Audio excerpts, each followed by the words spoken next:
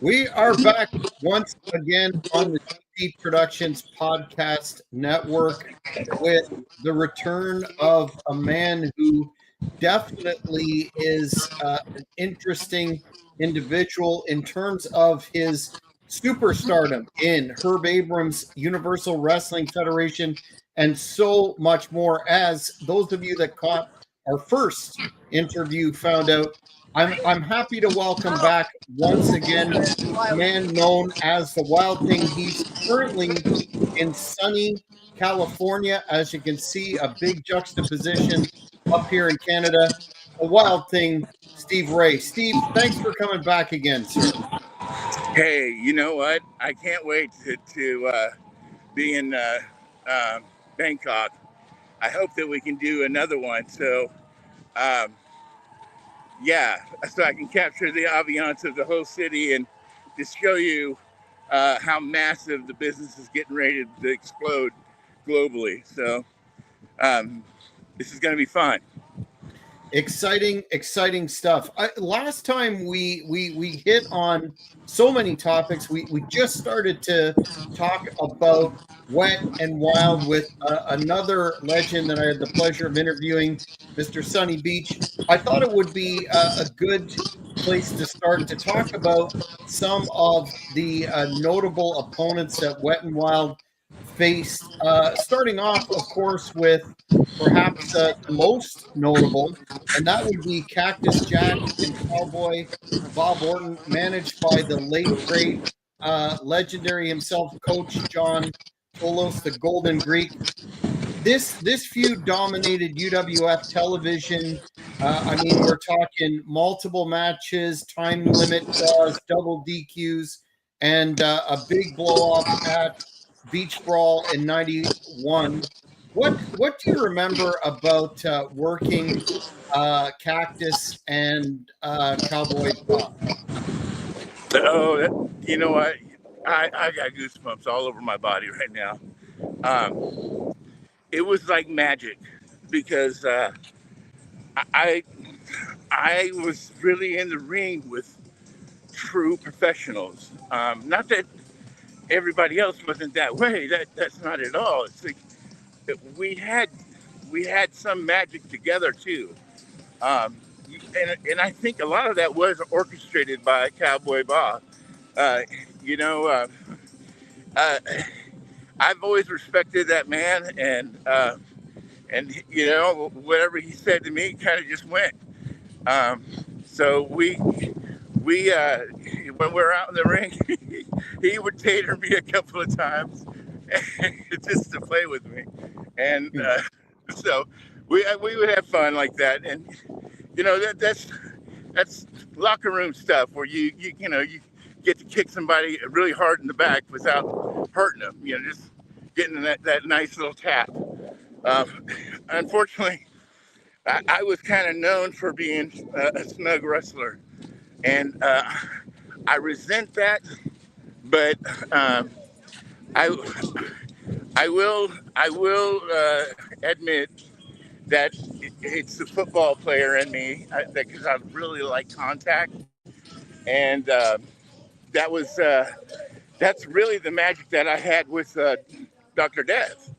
Was I didn't have to hold back with the contact, and so where you can see some of my kicks just look like, ooh, but I saw some of my kicks with Ivan too, and I was going like, God, I just didn't look good. But so no one. I've read some of the comments, and some of the posts out there, and it's funny how people can be John Wayne on their comment section. But so I read where some people said, yeah, well, he was real stiff and blah blah blah, And I don't know. I guess at the end of the day, I'm just grateful that I got to wrestle with those giants. You did. You hit a magical match. So what we were dealing with when I was tying up with Cactus is the most lightest feather wrestler ever. I mean, and then he does crazy stuff like up to the top turnbuckle, and he's jumping off onto a concrete floor. He's doing a Macho Man, elbow drop, and I, I'm going like, what's wrong with you, man? You know, that's that was all in the name of Herb Abrams. I can't imagine what that did to his hip. But he did a few of those moves. Getting back into the magic between Cowboy and Cactus is, they're kind of bang bang. And they're kind of like that rugged, backwards cowboy that went wrong, black sheep of the family, whatever storyline, and they gelled real well. And we with Sonny and I, that's why I'm here in California. I'm looking for Sonny. I miss him. All I get to see is him herding deer.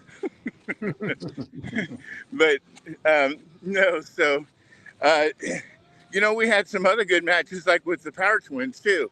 And yeah, they're next on the list, Steve. Okay. I was gonna ask you about Larry and David, again managed by John Tolos. You guys did a whack of UWF TV matches, handicap scenarios, double DQs.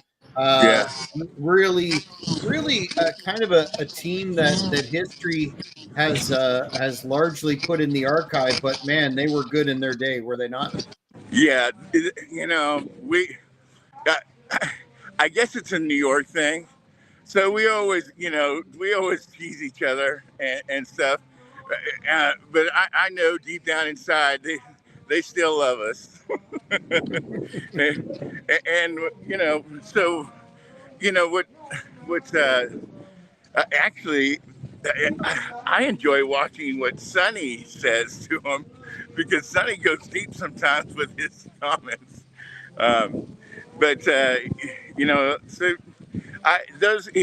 here's the story about them too. I wrestled with them in Kansas City, and that was when I was Big Steve Ray, and so I got to wrestle them, back when I was, close to their size, or about the same size, I guess.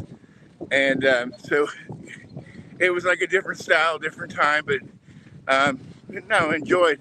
Those are some road hogs right there, man. They were like almost in every locker room I ever went into, they were there. Mm-hmm. Yeah. Did I know fans provided some input on the last interview, wondering why it was that Wet and Wild never got the call to fit into the tag team division of either WWF or WCW. There must have been some interest in the other organizations, correct? There were, and we were kind of dealing with a loyalty thing with Herb, Mm-hmm. Where if we were going to break away from Herb, then we better be getting, it wasn't about the money for us with Herb. We were living good lives already, and so we weren't short on money and needed. When we when we got approached by Global, well, you know where that went, and Mm-hmm. I would love it if somebody would help me uncover this whole story, because just to validate that the story is accurate. Just for my from my knowledge, I share what I know, but that's the reason why there's a Stevie Ray, is because the one of the promoters, I don't remember exactly which one it was, had promised me that he was going to send the check in the mail, and he never did. So I told Herb to send a cease and desist. Well, that was sadly all my doing. I didn't even get the okay from Sonny, and Sonny he forgave me, but he was actually a little bit upset about it because I should have consulted him about it. But I'm not sure if Sonny got paid completely or not either. But I just I'm one of those wrestlers where I'll bend over backwards for the promoter, and I'll do whatever I can. But I'm not wrestling for free, and I'm not your bank. So from there, if you want me to help you business wise, I can make suggestions. I can step up and do things like that. I can actually solve the problems or make an attempt to that. But just to flat out screw me, I just don't take it lightly, and I shut them down, and it caused them to have to take us off a whole entire bracket. So what kind of impact that might have had as Wet and Wild, I don't know if it was favorable or not, but at the end of the day, Sonny and I, it didn't really matter because we're money doesn't make us, we make money. And Sonny's, he's the real Hank Aaron here. I mean, seriously, that man is so successful. Racehorses and everything. I'm telling you, that's my partner. He's awesome. He makes for a great ambassador for professional wrestling. He definitely should be, put in that bracket of being what do they call it now? What does the WWE call it now? Hall of Fame? Yeah. Okay. They're Hall of Fame. Yeah. I'm sure there's no bias there, but I wonder if I'll ever get Hall of Fame. Well, I think the more the fans revisit and the new fans learn about your career, that is a distinct possibility. It's funny you mentioned Global because I got a fan question asking about your match in Global against quite an accomplished tag team from Jim Crockett Promotions. Memories of working Jack Victory and Rip Morgan, the Royal Family, in that second round of the GWF Tag Team Tournament. Yeah. We actually, I thought I think we did a total of 8 matches that night. I had no idea that that's what we were going into.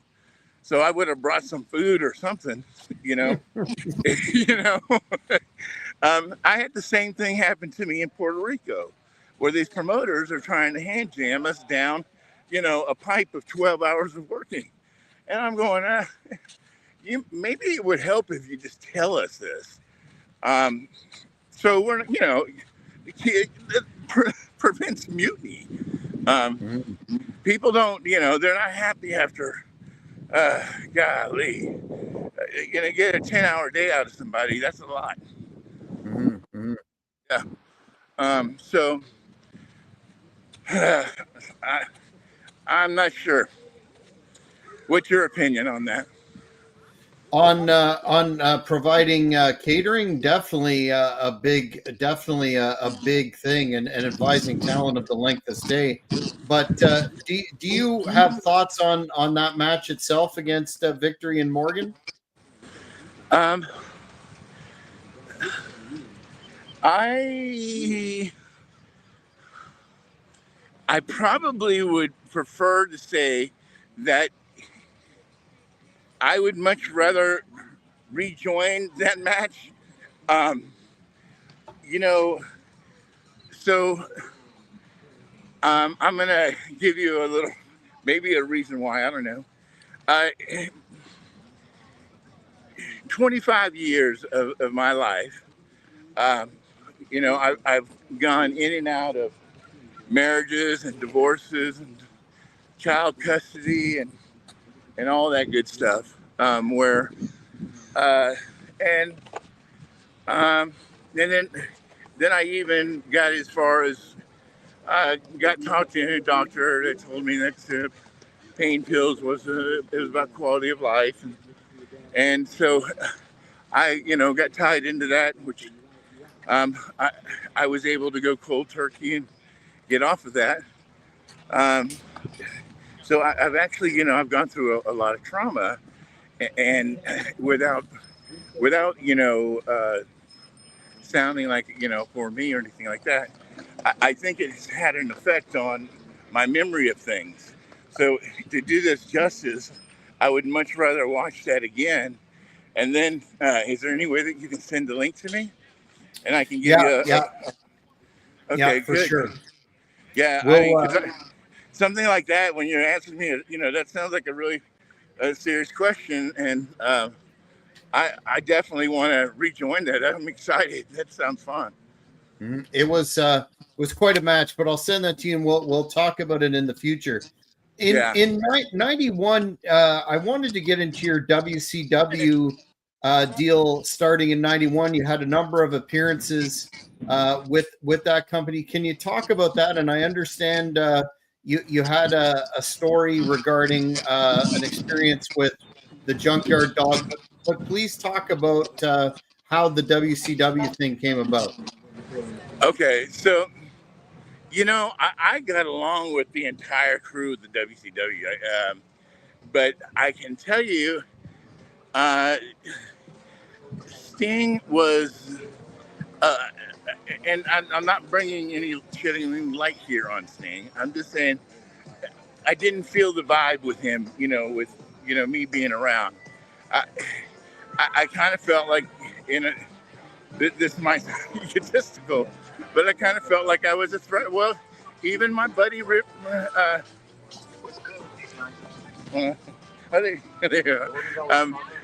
even my buddy Rick Rude, we're buddies, but he didn't want me to be in the WCW because of our gimmicks being similar.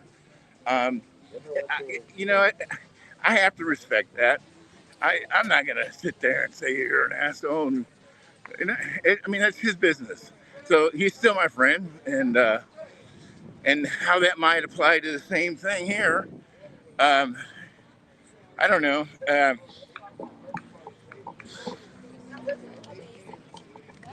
Did I somewhat answer your question? What do you got to do? Well, just to talk about how the WCW thing first came to be, and then the deal with the JYD that you told me about off air last time. Okay, so with the WCW, I just started getting calls from them, and they actually it was Dusty was I believe it was Dusty. I'm getting them kind of mixed up, but I'm pretty sure it was Dusty. Anyway, Dusty was in one of the two groups. I can't remember which one. And of course, I'm dealing with Sergeant Slaughter. He was another one. And then, with it was when they came into Kansas City area, they called me, and so I was just building a rapport with them.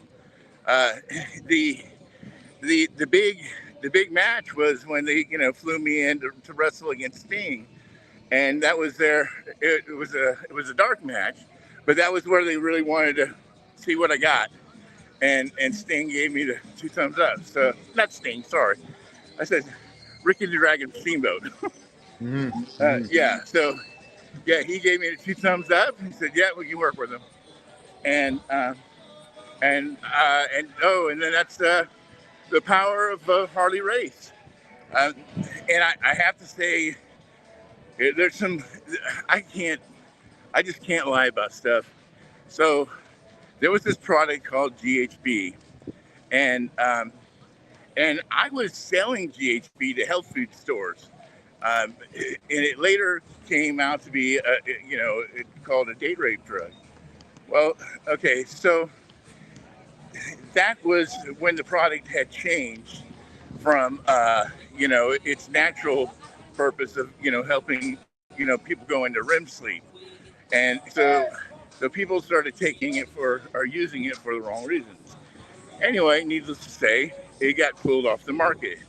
Um, that that was something that uh, when I sat next to Harley Race, I didn't drink. I would just take a little bit of this GHB, and it would just kind of get me, all mellowed out and happy, and that was it. And so it was like a non-fat burning. I mean, hold on, it's like a fat burning product too. It releases growth hormone, and it does some amazing things naturally. But oh, I'm sorry, I didn't have the camera. Uh, it does some great things naturally, but what it doesn't do is prevent people from, using it as a date rape drug. So uh, when when uh, when I did that next to Harley, Harley grabbed me and said, "Listen, because I didn't bring you down here to be, you know, uh, branding that product or whatever, because that's that product's banned from the WCW. You can't have that anywhere." And so I said, "Oh, okay, I didn't know that."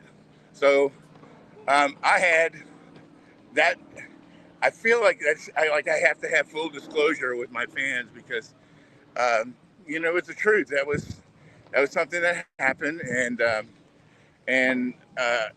once the product was labeled a date rape drug, I had uh, pulled it off the shelves, and I owned a sports supplement distribution company, and so that's how it got mixed up in my line of products that we sold, and so that was the WCW connection, and that was where we were rolling with the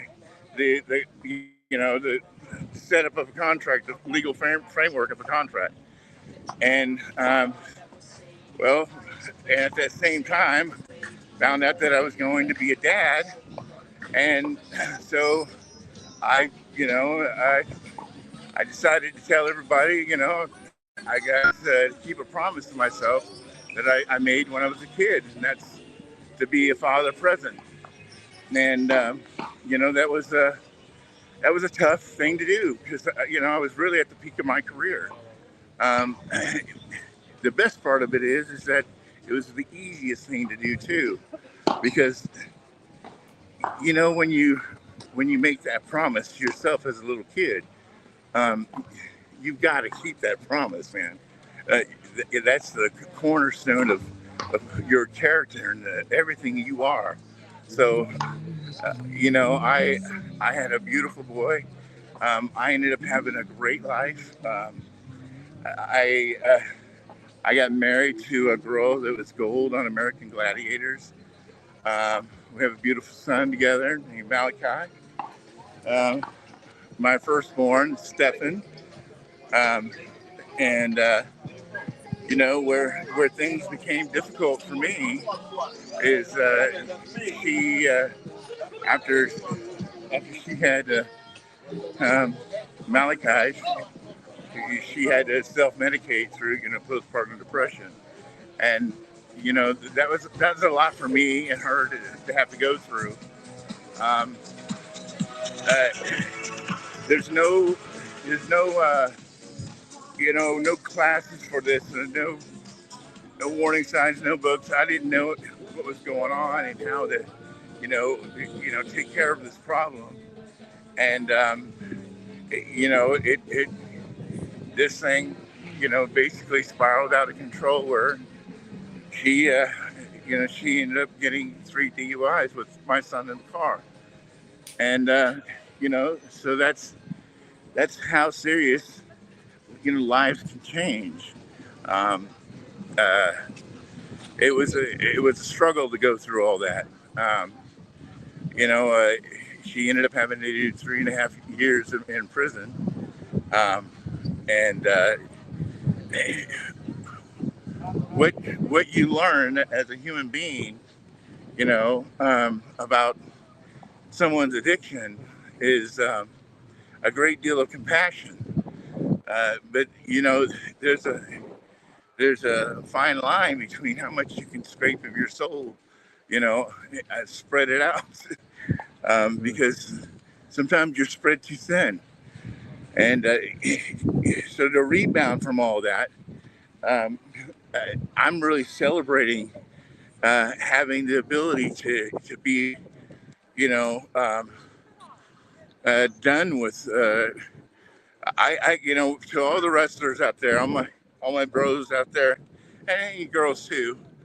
When you go through a child custody divorce thing, it is so traumatic, and to put your kids through that, I pray that everybody knows, what they're doing when they decide to have children, because kids don't deserve to go through, a life of uncertainty like that. It's just it's time that we as Americans or as human beings, uh, uh, you know, that we start opening up dialogue and talking about the important things. And just because we're professional wrestlers doesn't mean that we don't have other things that we can offer to it. And that's the craziest things. Like, professional wrestling, um, you know, it landed me a job as a senior military advisor.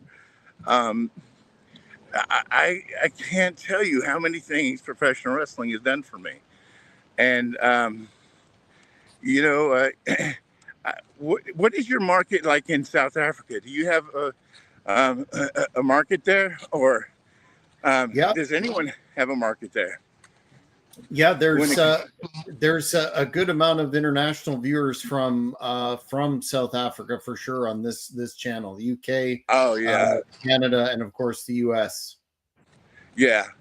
You know, uh, so Sunny Beach is like my big brother.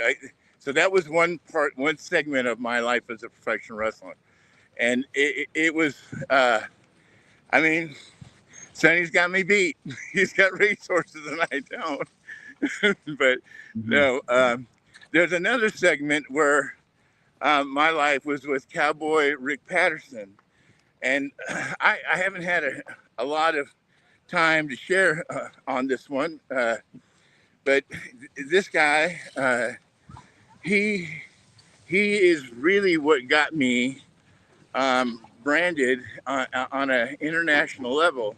So he got me over to South Africa, and I'll never forget him flipping a Kruger Rand at me. And Mhm. so he got me into meeting with Sammy Cohen. And uh, one of the scariest things that's ever happened in my entire life, it was experiencing him telling me that, he wanted me to go out and bash Tiger Singh over the head with a pair of handcuffs. I that experience, and I've talked about this before, but that experience as an 18-year-old kid, that's Mhm. something else. Um, but so South Africa wrestling is it was really big. They filled tennis arenas, and it was fascinating to watch. Um, I, if you can if you can find yourself expanding in that market, I think you're going to be expanding in a good market for sure. Mhm. Can, can I ask you just for a second to circle back to the story about in WCW with Junkyard Dog? I think that we're going to Oh talk yeah. about that. Yeah. Okay. All right. So to everybody out there that loves Junkyard Dog, this is not me. This is to look. This is more to look at the problem. You know. Uh, Nevertheless, I'm standing here. I'm alive, and I'm doing well, and he's not. So what basically happened was is I got a concussion, and I was laying in a pool of sweat, And um, and so he came to me and he said, "Hey, brother, thanks, good match." And I said, "Oh, brother, can you give me some water? I don't know what's going on with me, but like I was all heated up and throwing up too." So he came back with some water and he put Visine in it. And so how I know he put Visine in it is he told me the very next day. Because he said, "That's what you get for thinking I'm your boy." And I'm going, what?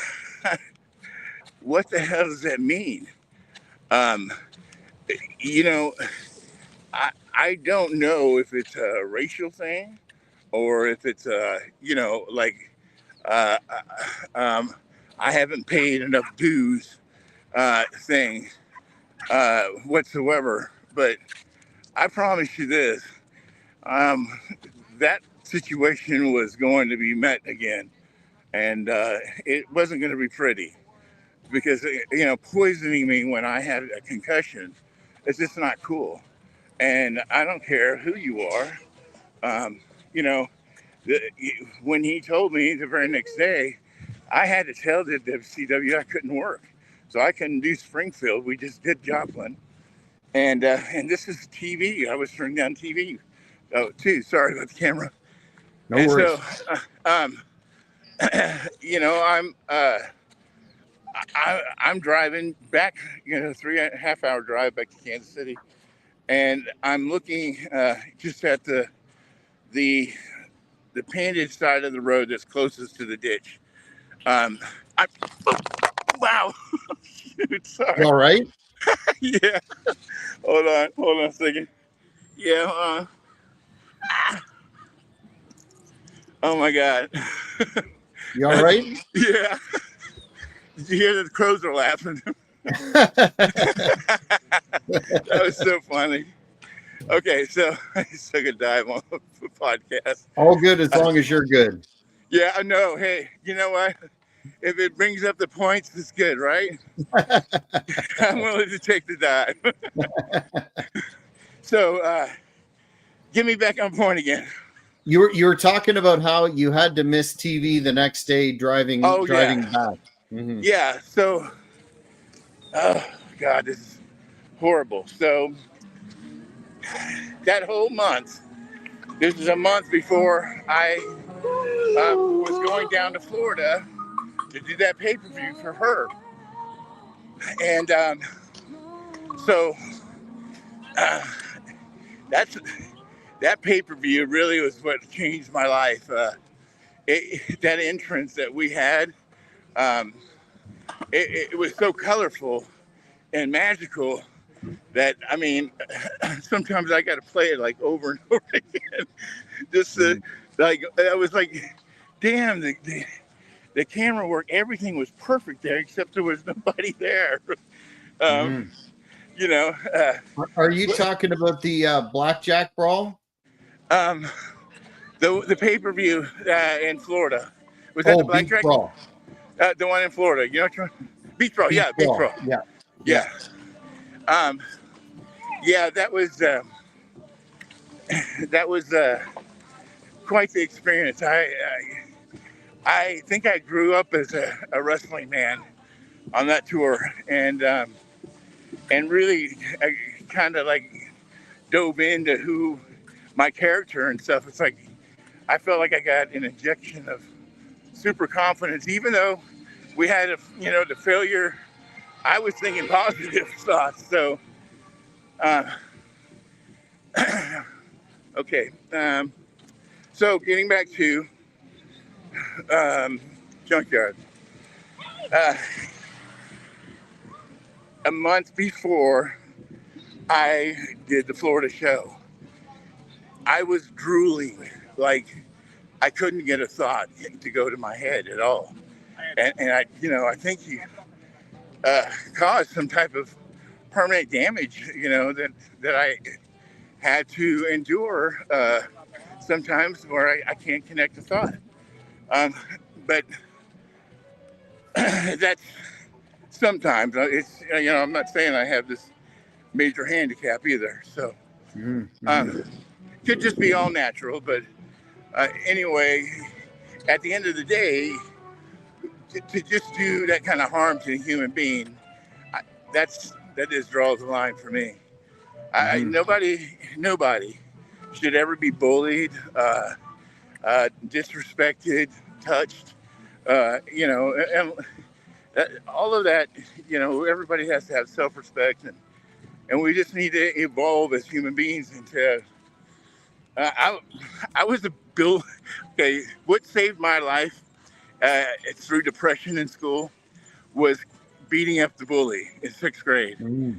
And, I was that kid standing in line at PE getting flicked in the ear. And I told him to stop twice. And then I blacked out. And the best part of it is that my principal, he kicked him out for eternity. He couldn't come back. And so I didn't get suspended. And then all the kids looked at me as like, you killed the Wicked Witch. and so, my classmates got to grow up with no bullies. That was just a great time too to experience all that, because I see what half of these gun shootings have to do with bullying and a mishandling of it all. So yeah, that's my stance on the whole junkyard dog. I'm not sure what he meant by that, but there's no rhyme or reason for it. And so, I just don't have any respect for the man at all. And Did you experience either witnessing or being subject to any quote unquote more of those ribs? will you say that one more time? Did you experience? I'm sure JYD probably would have said that was a rib, which is quite malicious. Did you experience any ribs, not necessarily directed to you, but in the locker room that you saw during your period of time in the business? Oh yeah, of course. I had this lady wrestler. Her last name is Black. She stole my wrestling jackets. Best thing was that I had them insured, so I got to make better jackets. So she did me a favor. Then let's see. I'm pretty sure it was one of the nasty boys had taken one of my wrestling boots and put it in the shower with running water. I mean, those are harmless, ribs at all. The river of all rivers is Doink the Clown.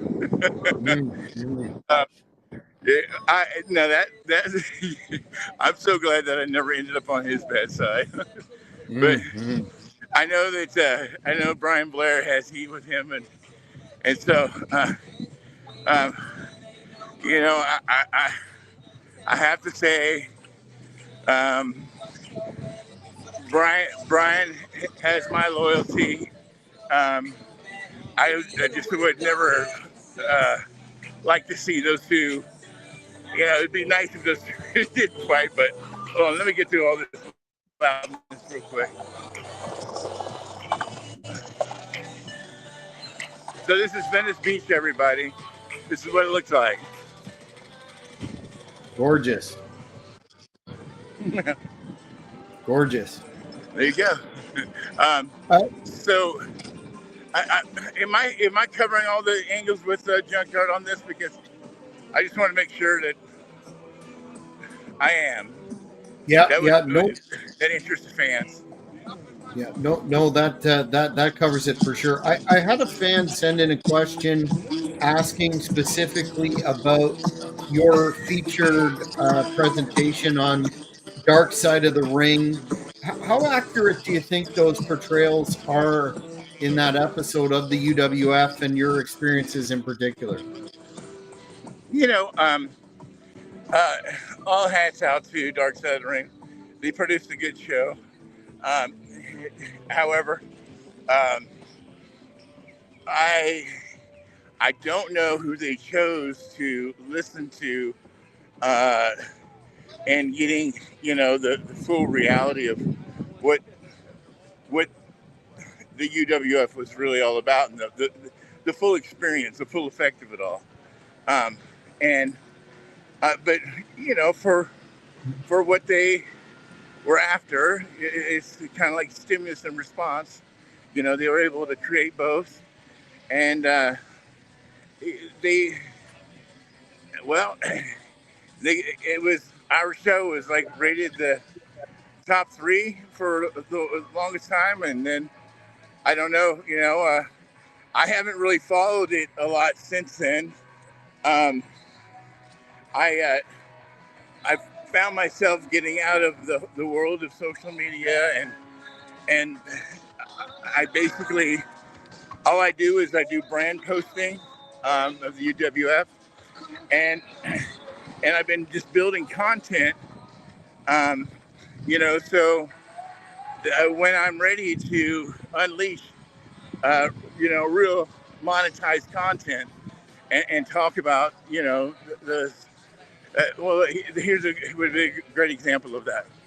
So your podcast, front and center, I would be marketing it 2 weeks before and 2 weeks after, and then we'd be running revenue streams with our monetization and our storytelling. So um, I'm I would say I'm more into the business side functionality of what I see here as a big platform, and there's so many angles and so many possibilities.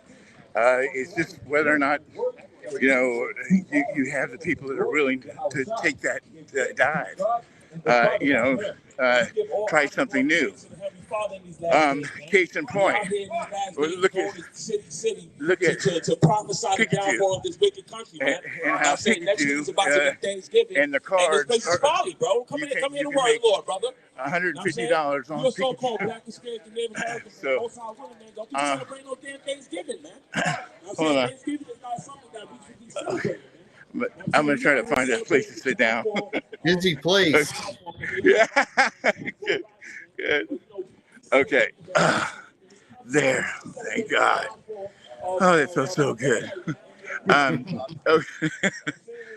So anyway, here's something I thought would be really interesting is I'm looking to travel the world, and everywhere we go, I'd like to bring your podcast along with me, and then conduct interviews, and try to, bring in traffic and see what we can do about growing your market.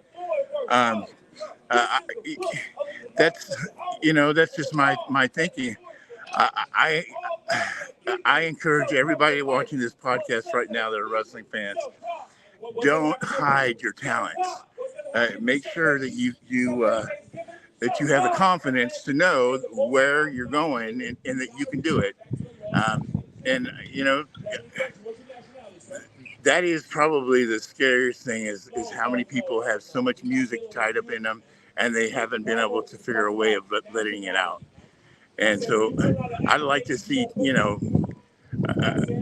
just inspire more creators to get involved with the business, and do their own storytelling. And that's the beauty of what professional wrestling is all about, is storytelling.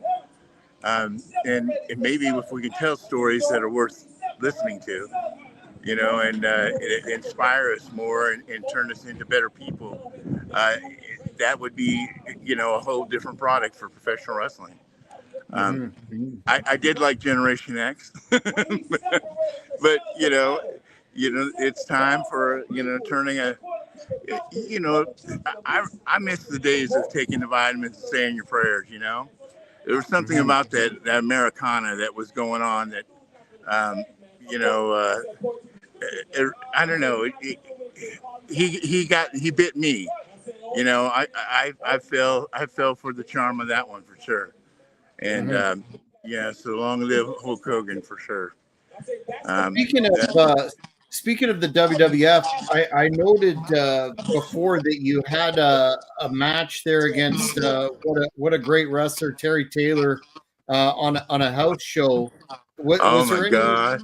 was there ever any talk of you coming into the WWF, because you would have fit in there as well too? I actually thought Terry Taylor and I could have been freaking perfect together too as tag team partners. Um, Mm-hmm. uh, so the WWF um, happened with a dark match that they flew me down exclusively. This is the part where, like I said, that they were having problems with Marty and they wanted to tag me up with Sean. Well, when I got to the locker room, Sean made it clear to me that he had no interest in going, back into a tag team, and that, he just was being upfront with me. So then I didn't bite the carrot because they were probably going to, flip the script, change the contract around or whatever. And sold me in on the possibility of replacing Marty Jannetty. So that would have been like a free ride, I guess you would say, but it just wouldn't have been the Rockers, I don't think. Mm-hmm. So I, you know,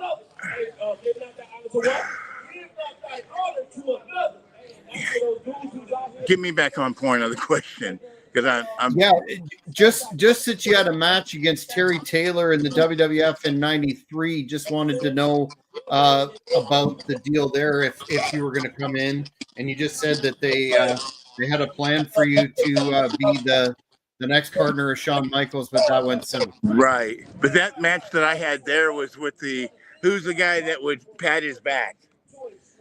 Oh, Barry Horowitz. Yeah, Barry Horowitz. Barry Horowitz gigged me, not gigged me, but that's the wrong terminology. He screwed me over on that match. He wouldn't put me over. It was a dark match, and he wouldn't take an arm drag. He wouldn't take a hip toss. He said he couldn't take a slam. His back was hurting, and so I told Sergeant Slaughter all of this, and so he apologized and he said, "Well, we'll just call you in for another dark match then," and that he'd be getting back with me, and so that was right when I made that decision too, to shut it down, to go back to um, being a dad. Mm-hmm. It was the you know. Uh, it was the,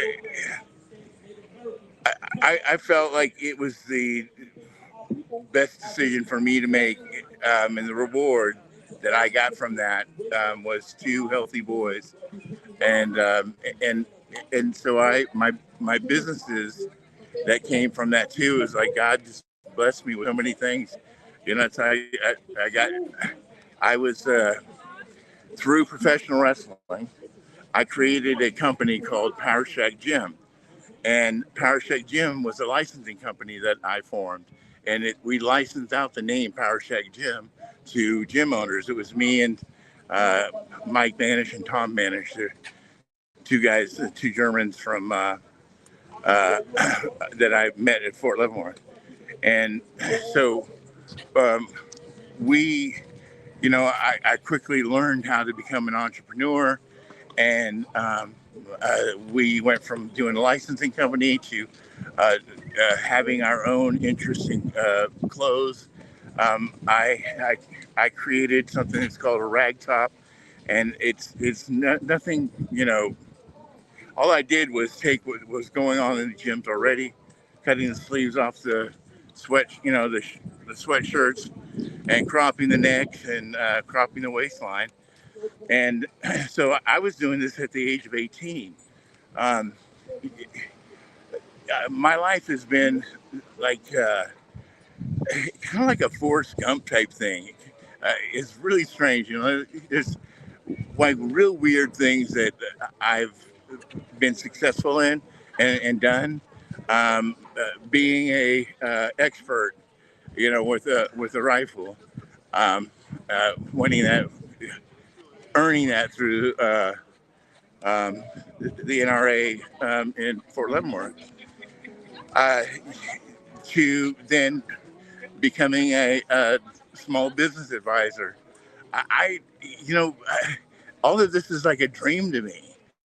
The success that I've had, um, I want to contribute all to professional wrestling because um, just what I did, and and the amount of notoriety that I got from what I did paved the way for me to become a multimillionaire in the business of health and fitness and wellness.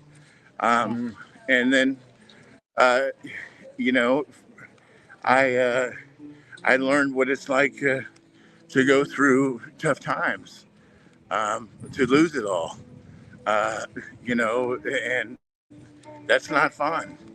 And so things have evolved from my life, from my failures, and my ability to overcome things that I know that aren't good for me, and identifying those things. You know, Herb Abrams had he had an illness that people seem to overlook and not show any compassion for. But the truth of the matter is that there was a man that had some type of trauma in his life. He didn't like I had to clear out the entire elevator because he couldn't be in an elevator with women that had perfume or lipstick, and that's the strange stuff, But that's Herb Abrams, and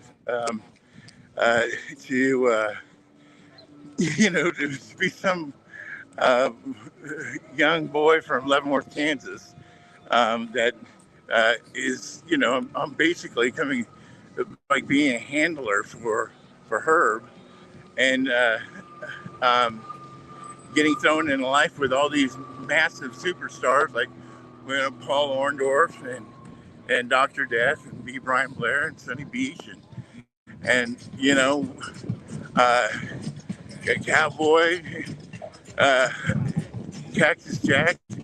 I mean, we had a crew, and we were having fun. We really are the last of the wild wrestlers, I think. So, that's very good. Thank you. It's good. I'm on a podcast. Sir, I'm a singer. Okay. One song, no sign it to the Wild Things TV Red. Kids love it and baby love this one, sir. And you can play on the phone, play on the CD. Can you leave me a tip? I got to go, bro. We got to go. But thank you. No, thank you. I know you're a very busy man, as evidenced by that. But I want to ask you one last question to kind of put a bow on it for now, and that's looking back on your wrestling career. What are you most proud of, and what advice would you give to young wrestlers, trying to break into the wrestling business today?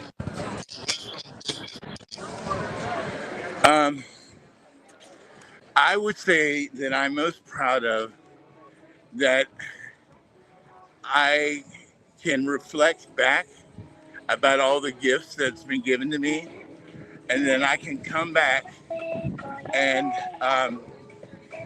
thank those gifts by repurposing them, and also every UWF wrestler that's still alive and isn't alive will have money going into their trust off of all the merchandise sold. So they will be paid a lot more than what they're making at the WWE. And so, and I'm not trashing WWE. It's just that I see the purpose in the with the talent itself. There's a sense of gratitude, but at the same time, it's a reinvestment. I want to make sure these guys have enough money that they're able to pay their bills and put money aside for a 401k and, have health insurance. Uh, and know how to deal with a financial advisor, have legal protection and all that good stuff. Mhm. That's going to kind of be the honeypot of what the UWF is going to be all about. It's going to be showing everybody in the business how to build your name, how to protect your name, your interest, how to put it in a trust, build yourself as a beneficiary.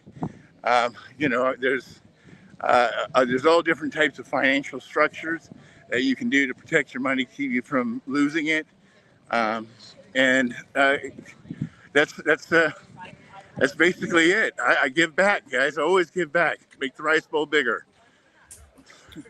Awesome, man. Where can the fans keep up with whatever endeavors you have doing? I know you've got a lot of stuff cooking, and we'll reconvene down the line and talk about those. But for now, where can they check you? Where can they keep on top of everything the Wild Thing has going on? Okay. I would say that we haven't released our website yet, and so that puts us in a conundrum because from our website, that's like the trunk of all of our monetization. So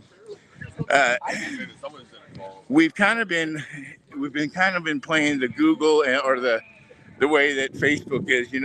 How hard it is to reach somebody on the phone there, and only because it's taken us this long to get to this point. And so, God, I want to give you an answer here. I can give you my phone number right now, and if anybody can I give them how do I give them my WhatsApp number? I'll what you can do is send that to me, and when I post the video, I'll include that if you want. Okay. All right. Cool. I